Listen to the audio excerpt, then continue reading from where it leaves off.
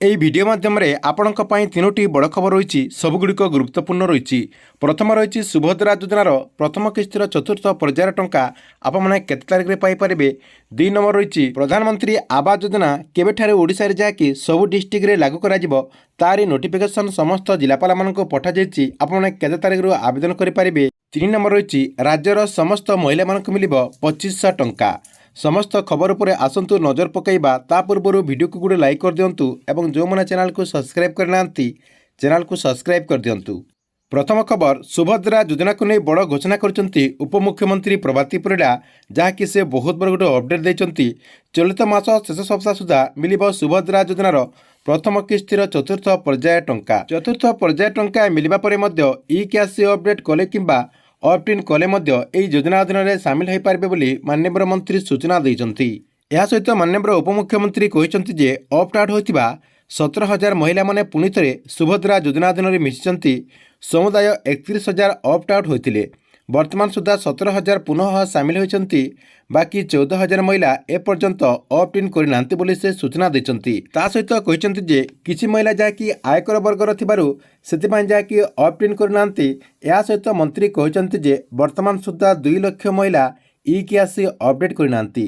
सेमानक जाकी चतुर्थ पर्यायर टंका मिलिबा पूर्वरु ई कैश प्रोसेसटी को कंप्लीट कर दियंतु बोली माननीय उपमुख्यमंत्री प्रभाती परिडा सूचना देइछंती। खबर नंबर 2 दिल्ली विधानसभा निर्वाचन लगी आज जारी होची बीजेपी निर्वाचन इस्तार बा संकल्प पत्र।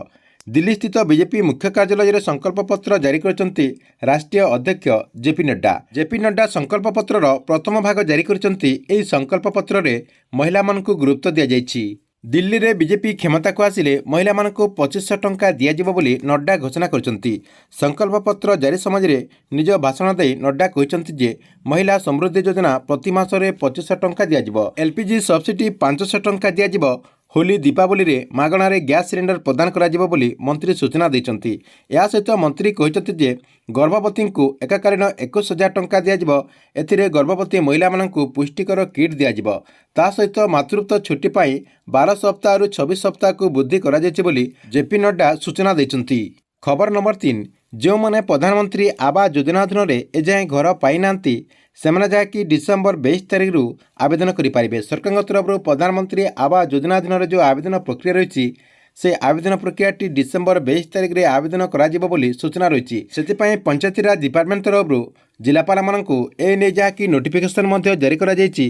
सेमानकु एने सूचना दिया जायछि। सेमाने जाकि डिसेम्बर 22 तारिख रु आपणकर जो आवेदन प्रक्रिया रही एप्लिकेशन माध्यम रे से प्रक्रियाटी आरंभ करिवे बोली सूचना रही। ठीक अच्छी एथिला आपण मानक पई आज दिनर 3टी बड़ खबर। आपणको ए भिडियोटी केमती लागला कमेंट बॉक्स रे निश्चय गोटे कमेंट करंतु एवं प्रत्येक दिन एमिति 3टी बड़ खबर देखिबाक चाहुतिले आपण माने एई चैनल टी को रेगुलर देखुतंतु।